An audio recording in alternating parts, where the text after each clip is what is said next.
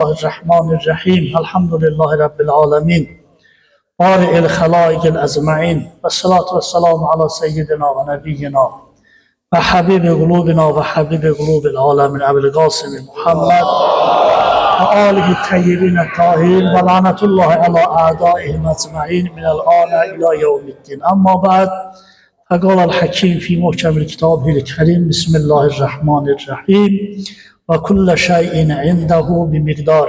Usikum ibadallah ve nefsi bi tekvallah ve nazmi emrukum. İnşallah hem size hem özümü dəvət edirəm ilahi təqvaya və nəzmi nizamımız olsun. Quran-ı Kərimdə keçən mühüm bəhslərdən biri qəza və qədər bəhsidir. Allah təbarək və Teala Quran-ı Kərimdə həm qəza, həm qədər barəsində çoxlu sayda ayələr göndərib. Bu bəhsin mühümlüyü ondadır ki, bu bəhs bir üzü gəlib çıxır cəbrə. Yəni, əgər insan onu düz təhlil eləyəməsə, gələr işlərində Allah təbarək və Teala'nın boynuna atar. İşlərini atar Allah təbarək və Teala'nın boynuna. Bu cür ki, Quran-ı Kərimdə ayəsi var. Yəni, iki yerdə zahirən bir səhv eləməsəm, Ənfal surəsinin 16-cı ayəsindədir. Şeytan özü Allah dedi ki, sən məni azdırdın, mən də belə oldum. Özü təkəbbür elədi. Allah Quranda bu işi şeytan təkəbbür elədi, yolunu azdı. Amma şeytan Allah dedi ki, sən mən elədin, azdırdın və mən də bu cür oldum. Və biz də insanlar da bu cürük. Məsələn, adətən görsən, başımıza gələn xoşa gəlməz hadisələrdə dərhal Allah istəyir, günahlandıraq. Amma o yaxşı işlərdə heç vaxt Allahın boynuna atmırıq. Məsələn, yaxşı gəlirimiz gələndə demir, şükür Allaha mənə yaxşı ruzi verdi. Özümüzə çıxmaq istəyir, demir, şükür Allaha yaxşı qazandım. Xeyir işlərdə adətən Allahı ortaya gətirmirik. Demirik, bu Allahın bizim boynumuza qoyduğu fəzildəndir. Amma o çətin işlərdə, günahlarda da adətən Allahın ayağını istəyir, çəkər meydana. O ki, Allah lənətləsin, İbziyyat da xanım Zeynəbə deyir, gördün Allah sizinlə neynədir. Yəni, istəyir öz gördüyü o, xoşa gəlməz işi, öz gördüyü cinayəti Allahın boynuna atar. Onun için qəza və qədər mühüm bəhslərdən biridir ki, Quran-ı Kərimdə ona işarə olunub, yer verilib daha doğrusu. Ona görə deyirəm, bu bəhs çox mühüm bəhsdir ki, ola bilər ki, məsələn, bunun bir üzü gəlib çıxır, həmin dediyim kimi, cəbrə. Yəni, biz Allah məzvur bu cür bilək ki, yəni, gördüyümüz günahlarda Allah təbarək və Teala bizi məzvur edir. Amma əslən də bu cürdür. Qəza və qədər ümumi Allah tərəfindən bizim üçün təyin olunan ən gözəl təqdiratdan biridir. Bu şəkildə ki, yəni, Allah təbarək və Teala Quran-ı Kərimin özündə buyurur ki, فَكُلَّ شَيْءٍ اِنْدَهُ بِمِقْدَارٍ. Allahın yanında hər şey ölçüsü qədərdir, ölçüsündən kənar olmaz. Əlbəttə, bu sözlər bəzən eyni mənada da işlənir, qəza qədər mənasında işlənir, qəda qəzəl mənasında işlənir. Amma qəza və qədər ümumi şəkildə budur ki, Allah təbarək və Teala Quran-ı Kərimdə buyurur ki, özü buyurur, amma qəza Rabbuka. Allah belə hökm elədi ki, sən Allahdan başqa heç kəsə ibadət eləməyəsən və valideyninə yaxşılıq eləyəsən. Bizim iki cür qəza və qədərimiz var. Onun biri qəza və qədəri təşriidir. Təşri nədir? Yəni Allah təbarək və Teala hökm eləyib ki, biz namaz qılaq. Amma bu hökm ki, biz namaz qılaq, bu qəzadır. Amma qədər, yəni sübh namazını 2 rəkət qılaq, günorta namazını 4 rəkət qılaq, bu qədərdir. Qəza odur ki, hökm eləyib, bu cür olaq. Qədər də odur ki, o hökmin müəyyənin bizim üçün təqdir eləyir. Hökmün müəyyənin bizim üçün təqdir eləyir ki, bunun ölçüsü nə qədərdir. Və yaxud, məsələn, bu bəhs maraqlıdır ki, bizim talihimiz elə doğulan gündən, çünki qəza qədərin bir lazıməsidir, budur, insan aparır, talihə inanmağa çağırır. Deyək, mənim talihim belə yazılıb. Həyatda müvəffəqiyyətsizliklərin istedata talihin boyunda. O bu cürdür. Əslən, talih məsələsi məntiq cəhətdən, Quran cəhətindən qəbul olunmayan bir şeydir. Yəni, dünyada yaşayan bütün xalqların hamısı atdığı addımlar bunu göstərir ki, talihi qəbul eləmirlər. Dillə ola bilər desin, talihim belə idi. Amma məntiqən və əqlən dünya xalqlarının heç birisi bunu qəbul eləmir. Niyə? Məsələn, görürsünüz, bütün dünya xalqlarında məhkəmə sistemi var, hüquq sistemi var. Əgər bu hüquq sistemi varsa, bunun mənası odur ki, biz öz işlərimizə məsul olmaqlığı qəbul edirik. Biz qəbul edirik. Məsələn, biri cinayət törədəndə heç vaxt Allah eləməsin. Gedib demirik ki, Allah məhkəməyə verib, bunu məcbur eləyib, cinayət törədir. O adamın özün nədir? Məhkum elədir. Niyə? Çünki biz əqlən və məntiqən qəbul edirik ki, bu insan gördüyü işlərdə azaddır. Bunu bu işi görmək heç kəs məcbur eləmir. Bu işi görməyə də bilərdi. Onun üçün də talehi biz qəbul eləmirik. Çünki talehi qəbul eləsək, cəhənnəmin behişli mənası yoxdur. Cəhənnəmin behişli, savabın günahın da mənası yoxdur. Allah mənim talihimi yazmışdır, gözəl əməllər, mən də bunu gördüm. Bunun mənə nə faydası var ki, bunun mənə nə xeyri var ki? Yaxud Allah mənim üçün pis əməllər yazmışdı, mən də bunu gördüm də, məni cəhənnəmdə niyə yandırır ki? Və yaxud məsələn, xoş əməllərin müqamında mənə mükafat niyə verir ki? Onun üçün də biz özümüz danışanda məntiqən, əqlən talihi qəbul eləmirik. Deyir ki, bu cürdür. Məsələn, mənim talihimdə olsun ki, mən gedim kimsə vurum, ya kimsə məni vursun. Amma ola bilər, məsələn, o iş çətinliyə düşəndə, o məsuliyyətdən qaçmasını ata bilər qəza o qədərin üstünə.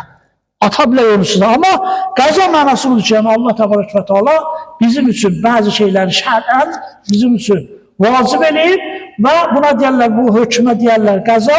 O zaman Allah təbarək və teala hökm eləyib ki, oruç tutasınız. Qədərdə yəni bir ay təyin edib, oruç tutmağı nədir? Bir ay təyin edib. Bir qəza o qədər də təkvinidir. Təkvini budur ki, o dediyim kimi, əhliyə gecələrində biz öz talihimizi yazırıq. Baxmayaraq ki, bu biraz çox dolaşıq bəhsdir. Elmi bəhs olduğu üçün bunu demək istəyirəm ki, yəni biraz agah olaq. Biraz məsələn, ola bilər, məsələn, biz valideynlərin əməllərinin bəzən bizim üstümüzdə əsəri var. Bizim özümüzün əməllərimizin gələcək övladlarımızın üstündə əsəri var. Çünki ona görə, məsələn, görürsünüz, bizdə çox təkid olunub ki, haram tikə yeməyin, günahlar eləmir. Bu, özümüzdə və övladlarımıza təsir olur. Amma bu təsir tam 100% təsir deyil. Əsas təsir insanın öz əməlləridir. Ona görə bir hissəsi Qədir gecələrində, Allah təbarək və teala görsün, bu Qədir gecəsini təyin edib. Yəni, biz öz həyatımızı o gecədə dualar vasitəsilə, istiğfar vasitəsilə və təbir ya, ondan sonra da əməl vasitəsilə.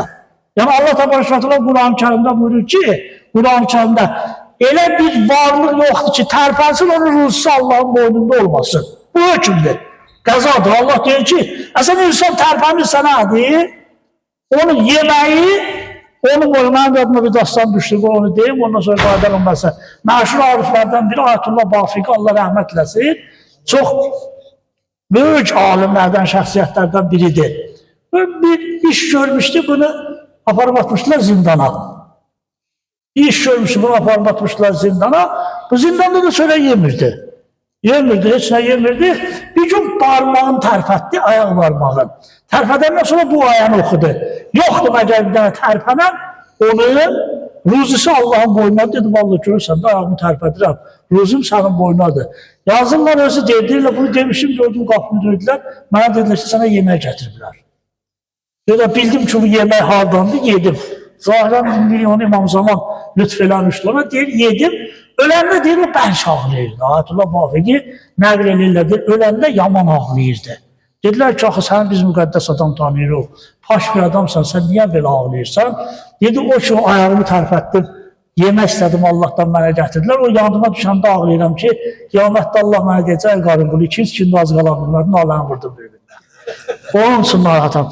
Yəni, bu ki, Allah təbarək bizə deyir ki, sizin mənim boyumadır sizin ruzunuz. Və başqa bir ayda Allah təbarək deyir ki, ruzilər göydədir. Və fis-səmai rizqukum. Sizin ruzunuz göydədir. Amma bunun məqbu hökmdür. Allah bunu Quranda deyir, qəzadır bu. Amma bunun mənası odur ki, biz məsələn uzanaq yerdə gözləyək, Allah təbarək və teala bizə nədir? Gətirib evin içərisində ruzu verəcək. Çünki başqa bir ayədə Allah təbarək və teala Quran-ı Kərimdə elə bu cür buyurur ki, və innələysə lil-insani illə mə sə'a. Nəzm surəsinin 39-cu ayəsində. Bu insana zəhmətindən başqa bir şey qalan deyil. Buyurur ki, ruzu mənimdir. Amma zəhmət çəkib qazanmaq, onun dalıca getmək, onun şəraitini qurmaq, tədbir eləmək bizim boynumuzadır. Bəs mənim əzlərim, baxın, bir dənə sizə gözəl bir nəticə alın. Bu ki, Allah təbarək və teala bəli, bizim halımızı təqdir eləyir. Yəni, bizim indidən, gələcəkdə başımıza gələn hadisələr Allah təbarək və teala bilir. Allahın təqdiratında var. Amma o hadisələri təyin eləmək bizim boynumuzadır. Məzbur deyilik. Biz məzbur deyilik ki, məsələn, bir işi görək. Ki, hökman məzburən bizim boynumuzdadır bu işi görək. Biz heç bir şeydə deyilik. Çünki Allah bizim azadlığımızı özü istəyib. Biz azad olaq, bu içən suyu mən içəm ya içməyəm, bunu Allah təbarək və təala özü istəyir bizi azad qoya. Və bizim təkamülümüz də azadlığımızdadır. Biz mələkdən nəyə üstünlük? Həmin azadlığımızda. Yəni biz bir işi görüb görməməkdə ixtiyarımız var. Bu işi görməyək. Və bunu da sizə deyim, o gördüyümüz işlərə görə bizim gələcəyimiz yazılır. Talihlərimiz yazılır. Amma nəyə görə? Özümüz gördüyümüz işə görə. Ona görürsən bizi günahlardan çəkindirirlər. Çünki hər bir günahın bizim üstümüzə təsiri var. Belə deyir ki, günah üstümüzdən təsirsiz öpüşsün. Biz günah eləyək, bu onun təsiri olmasın. Ona görə dərhal bizdən istənilir ki, günahlardan sonra dərhal tövbə eləyək ki, o hadisələrlə üzləşməyək. Çünki insan xasiyyəti belədir. İnsanın xasiyyəti belədir ki, başqa varlıqlarda oturur. Yox, mən sadəcə insanı deyirəm. İnsanın xüsusiyyətlərindən biri də budur ki, insan heç vaxt elədiyi pis işləri üstünə götürmək istəmir. Üçüncü tərəfin adını istəyir çəkir ora. Ata üçüncü tərəfin adına yox. Amma biraz diqqət edərsiniz, görərsiniz ki, biz bütün əməllərimizdə nədir? Azadıq. Baxmayaraq ki, Allahın bizə bir təqdiratı var, amma həmin təqdiratın ümumi yazanı bizim özümüzük. Allah rəhmət eləsin, mərhum mütəəllim gözəl bir söz var da, deyir ki, bizə talih yazılmır, amma talihin haqq kitabçası paylanılır. Kim özü istəsə, orada talihin necə istəyə yazar. Onun üçün də çalışmaq lazımdır, bilmək lazımdır ki, pəs biz əməllərimizdə tam azadıq və Allah təbarək və təala bizi zəhmətə, ibadətə də niyə dəvət edir Allah təbarək və təala? Çünki ibadət bizim tərəqqimizdir. İbadət bizim tərəqqimizdir. Ayətullah Behçətin gözəl bir sözü var. Ayətullah Allami Təbatabai da bunu təsdiq edir. Çox əcib bir sözdür bu. Eşiləsi bir sözdür. Onlar deyir ki, əgər bir balaca dərindən düşünsünüz, ibadət sizin gündəlik tələbatınız kimi sizə aydın olar. Nə deməkdir bu? Yəni biz səhər yuxudan durandan sonra, biraz keçəndən sonra çörək yeməyi hiss eləmirik. Eləyirik. Günorta yemək hiss eləmirik. Bu bizim gündəlik tələbatımız, bunu hiss eləyirik. Necə günah eləməsiniz, ibadəti də o cür hiss eləyərsiniz. Allahın vacib eləməyi qalsın kənara. Necə yeməyi hiss eləyirsiniz ki, bizə vacibdir, ibadəti də o cür hiss eləyərsiniz. Çünki ibadət bizim üçün, onun üçün Allah təbarək və təala ibadəti bizim üçün vacib eləyib ki, biz onu hiss eləyənə qədər bilməsək də onun hikmətini onun dalınca gedək. Xüsusən də cəmiyyət namazlarına çox fikir verir. Müəllimlərim əzərim, avtobusda da biz bir yerdə oluruq, toyda da bir yerdə oluruq, məsciddə də bir yerdə oluruq. Amma toyda bir yerdə olmağımızla, avtobusda bir yerdə olmağımızla, məsciddə bir yerdə olmağımızın yerindən gördülər fərqi var. Nədir o fərq? Avtobusda bir yerdə gedirik, bəlkə də 50 nəfər, bir avtobus 50 nəfər tutur da, 50 nəfər avtobusda çıxıb gedirik Məkkəyə, ya çıxıb gedirik Kərbəlaya, buradan çıxıb gedirik Bakıya. Amma avtobusda olanda o 50 nəfərin hamısı Bakıda getsə, hamısının fikri başqa-başqadır. Hərəsinin xəyalı bir yerdədir. Hərə öz aləmindədir. Toyda da elədir. Hamı toyda oturub bir yerdə yiyir, danışır, gülür. Amma xəyal bir yerdədir. Məscid tamam fərqlidir. Məsciddə ki, hamı bir yerdə olsa, xəyal hamı bir yerdədir. O da nədir? Qiblə və la ilahə illallah. Məscidin əzəməti buradadır. Allah təbarək və təala bizim fikirlərimizi bir dənə hədəfə yönəldir. O da tövhiddir. O da tək Allahçılıqdır. Tək Allahçılığın bizim üstümüzdə qoyduğu əsərdir. Ona görə başqa yerdə bizim cəmləşməyimiz heç vaxt məsciddə cəmləşmiş kimi deyil. Orada bir yerdə olsuq, fikirlərimiz tamam başqadır. Amma burada məsciddə bir yerdə fikrimiz də bir də. O da Allah təbarək və təala Quran-ı Kərimdə də buyurur da, deyir fəinəmə tuvallı fəsəmmə vəcihullah. Siz hara baxsınız, elə Allaha sarı baxsınız. Bu məsciddə tamamilə özü doğrudur. Başqa yerdə fikirlərimizi cəm eləyəmirik. O da bizdə namazda fikrimizin başqa yerə getməyi təbiidir. Yəni təbii bir haldır, insanda baş verər, adam namaz qılanda fikir başqa yerə gedər. Amma mühüm budur ki, gedən kim onu qaytar. Elə qaytaracaqsan, biraz Allah'la olursa, gən də bir yana qaçacaq, gən də qaytar. Gən də biraz Allah'la olacaqsan, qaçacaq o yana, gən də qaytar. Məscidin əzəməti buradadır ki, o fikir ki, qaçır, onu qaytarsan. Fikir ki, qaçır, onu qaytarsan. Namazın əzəməti buradadır. Qaçır, qaytarsan, axırda müəyyən bir yana hədəf ki, la ilahə illallahdır, ona gedib çatırsan. Bəs mənim əzəlim qəza və qədər hətmi məsələlərdən biridir. Quran-ı Kərim bunu təsdiq edir. Bəzi şeylər var, Quran onu təsdiq edir. Bəqərə surəsində də ayəsi gəlir. Allah bunu çox şeylər ki, sizin onlar üçün nədir? Sizin onlardan xoşunuz gəlmir, onlar sizin xeyrinizədir. Çox şeylər ki, sizin oradan xoşunuz gəlir, onlar sizin ziyanınızadır. Amma niyə məsələn qəza və qədər bizim üçün Allah təbarək və təala onu aşkar eləmir. Gizli eləyir, onu aşkar eləsə Allah təbarək və təala bizim həyatımızı yaşamaq bizim üçün çox çətin olar. Bizim üçün. Niyə? Məsələn, Allah eləməsin bir valideyn ki, görə, mənim evladım məndən nədir, qabaq dünyasını dəyişəcək. Ya məsələn, sərmayəm filan vaxt əlimdən gedəcək. Ya özüm filan vaxtda ağır bir xəstəliyə tutacaq. O həyatda nətər yaşayar? Qalan ömrüm də nədir? O keçən nə qədər ömrü qalır, hala bir 10 il qalıb, o məsələn bir hadisə gəlincə, bu ömrü də yaşayamayacaq, zülmət keçirdəcək. O da Allah təbarək və təala o qəza və qədəri gizlədir, aşkara çıxartmır ki, biz o hadisə gəlincə açılmışsa həyatımızı nədir, gözəl yaşayaq, rahat yaşayaq, Allahın əzəməti bundadır. Siz düşünürsünüz də qəbrəstanlığa gedən kim hamımızın zehnindən nə keçir? Hamımızın gələn yeri buradır, ne edir diye bu dünyanı, elə buradır ki buradır. Ama çölə çıxan ki bu yadımızdan çıxdı, hər özüm işte, bu Allah'ın işidir. Allah bilir ki, biz yaşamaya marağımız olsun, hayattan lezzet alaq. Qabağımıza gələn bir hadisəni bilib, bu gündən həyatımızı zindana keçirtməyək. Allah hamd verək, əzəmətinə, gözəlliyinə, bu günə xatir bizim qəza və qədərimizi xoş yazsın. Allah hamd verək, əzəmətinə, dözülməz imtihanlarla bizi imtihan eləməsin.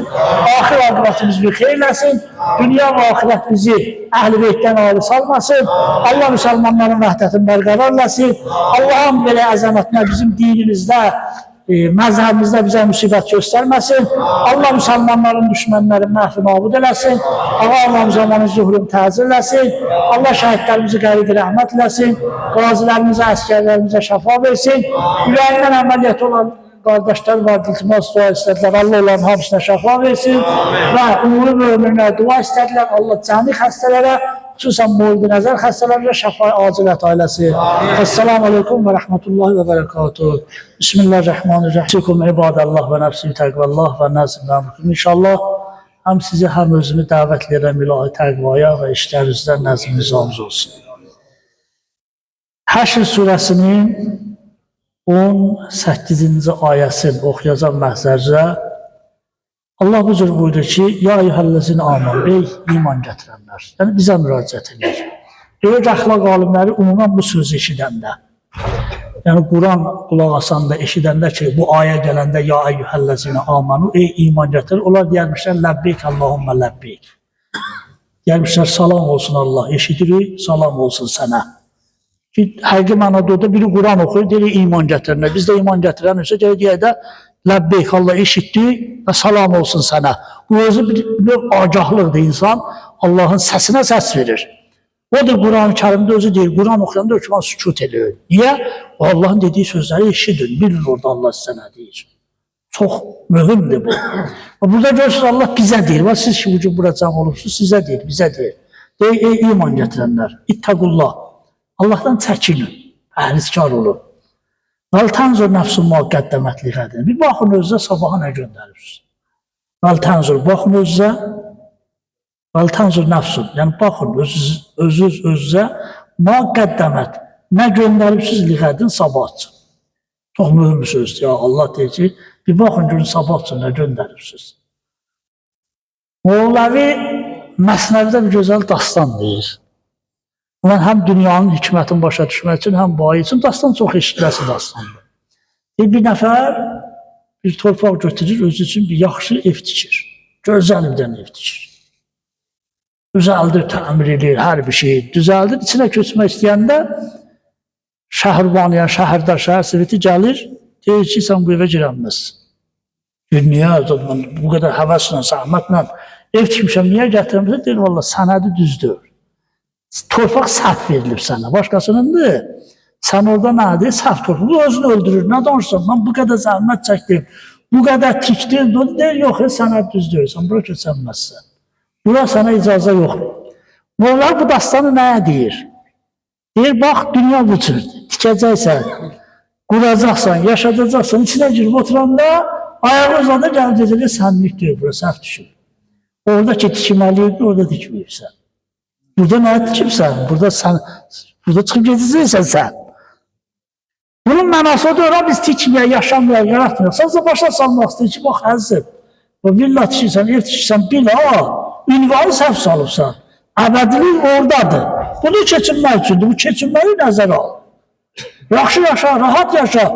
Amma da belə başa düşürmə ki, burada əbədi qalacaqsan. Buralıqdır sənin işin. Yox. Biz burada evdə tikdik, özümüz üçün tikmirik. Niyə? Çünki o torpaqda bizdən sonra gələnlər yaşamalıdır. Bizim deyil o. Onlardan sonra gələnlər də yaşamalıdır. Çünki Allah təbarək və təala buranı həmişəlik yer qərar vermir. Həmişəlik yurdumuz, obamız hardadır? Oradadır. Odur. Allah da bizə nə deyir? Burada Həşr surəsinin 18-də ya eyyuhəllezina amanu, iman gətirənlər. Sonra siz başa düşün. İttəqullah, çəkinin Allahdan, vəl tənzir nəfsun müqəddəmət lilədir. Baxın görün, sabah üçün nə hazırlayıbsınız. Sabah bir köç gözləyir bizi. İttəqullah, siz Allahdan çəkinin. İnnallaha xəbirun bima tə'amalun. Allah bütün gördüyünüz işlərdən agahdır. Yəni Allahın xəbəri var, hansı işləri görürsünüz. Və la təqunu kəllezine məhsullah. Olmayın o şəxslərdən ki, Allah'ı yaddan çıxartdılar. Allah'ı yaddan çıxartmıyor. Allah yaddan çıxartmaq budur, mənim əzlərim. Elə nədir? Deyirsən ki, la ilahe illallah, Allahu Ekber kifayət edir. Yox, Allah yaddan çıxartmıyor. Bir günah məclisində, məsələn, görürsən, biri oturduğun məclisdə günah edir, yavaş-yavaş durursan, deyirsən ki, qardaşlar, siz nədir? Keçdiniz günaha. Məclisi çevirdiniz şeytana, biz buradan durduq, çıxsıq getdik. Və yaxud başqa bir yerdə fərq yoxdur. Bir yerdə sən üçün bir qabağa bir iş çıxıb ki, o işi Allah qadağan edib. Yavaş-yavaş deyirsən ki, mən Allah'ın bunu qadağan edib. Yaxud bir işi ki, Allah təbarək və təala sənə vacib edib. Sən namaz vaxtıdır, namaz qılmasan, başqa bütün işləri qoysan kənara, deyirsən, indi mənim bu vaxtım nədir? Namaz qılmaq üçündür da. Başqa bir vaxtım nədir? Dur. Çünki mən orada rəqəmi səhv deyəm, o günlər oxudum. Bir adam 72 il yaşasa, deyir, gündəlik namazların qılsa, canı 1 il namaza gedir. Qaldı, qutardı, qalar, 71 il sənindir. Gün də elədir də, gün ərzində 17 dəqiqə bizdən namaza tələb olunur da. 1440 dəqiqənin 17 dəqiqəsini bizdən namaz üçün istəyirlər. Gəl görə biz, məsələn, o namazı nə günə qoyuruq? Namazın başına nə oyun gətirirsən Allah? Bütün oyunlarımızın hamısını gətirir nədir? O namazın üstüne. Orada buyurur ki, vəttəqullah innallaha xəbirun bima tə'amalun. Allah görücü işlərdən agahdır. O məşhur dastan var. Deyir, tələbələrin içərisində müəllim şagirdlərin birini çox istəyirdi. Çox istəyirdi, uşaqlar bunu qısqandılar. Biz də yaxşı dərs oxuyuruq, belə bunu niyə çox istəyir ki bu? Gəldilər, hətta etiraz elədilər müəllim. Deyirlər, açıq-aşkar bunu bizdən çox istəyirsən, bilindirirsən. Müəllim deyir, eybi yoxdur, sabah həruz bir yana toyuq gətirin, bir yana da bıçaq. Hər tələbə sahib bir yana toyuq vurmuşdu qoltuğuna, bir yana da bıçaq. Dedi, görün, toyuq elə yerdə kəsin, sizi görən olmaz. Biri keçdi tayanın böyrünə, gördü, heç kim yoxdur, kəsdi. Biri keçdi məktəbin o tinlə, gördü, heç kim yoxdur, mədrəsənin o tinlə, kəsdi. Hələ bir yer tapdı, kəsdi, gördülər, bu uşaq elə toyuğu vurub qoltuğuna gəlir. Hamı ürəyində dedi, elə bu da adam müəllim istədiyi şagird bundan artıq olmayacaq ki, bir yerdə tapanmayıb toyuğu kəsə, bu da gətirir. Hamı toyuğu kəsib gətirir, bu kəsməyib qucağındadır, gətirir. Dedi, bala, sən niyə kəsmədin? Dedi, valla bir yer ki, orada məni heç kim görməsin, tapanmadım. Hara getdim, gördüm, Allah məni görür. Gördüm, Allah məni nədir? Görür. Ona görə nədir? Kəsmədim. Müəllim uşaqlar başını saldı aşağı, bildi ki, müəllim bunu niyə çox istəyirmiş. Bunun imanına görə, o da Allah'ı bu cür, yani Allah'ı yaddan çıxartmanın mənası budur. Yəni, hər an Allah sənin yadında olsun ki, o sana nədir? Nəzarət edir. Fəənsahum ənfusahum, ulaqahumul fasiqun. Odur ki, buyurur ki, Allah təbarək və teala, siz onu yaddan çıxartdınız, Allah da sizi yaddan çıxardacaq və nəticə etibarıyla günahkar olacaqsınız. La yəstəvlə əshabunlar və əshabul cənnə. Bəs cənnət əhli ilə cəhənnəm əhli heç vaxt bir ola bilməz. Gözəl insanı dünyada budur. Gözəl insanlarla qeyri-gözəl insanlar heç vaxt bir ola bilməz. Əshabul cənnədə humul faisun. Behişt əhli onlar nicat tapanlardılar. Sonunda nəticə alan behişt əhlidir. Dünyada bu cürdür. Əgər biz bir ömür yaşayaq, ömrümüzün sonunda həyatımızdan nəticə ala bilməsək, deməli, həm dünyanı uduzmuşuq, həm ahirəti uzutmuşuq. Allah'ım bizi ziyankarlardan qərar verməsin. Allah'ım bizi zalimlərin şərrindən qorusun. Allah dünyanın hər yerində müsəlmanların vəhdətini bərqərar eləsin.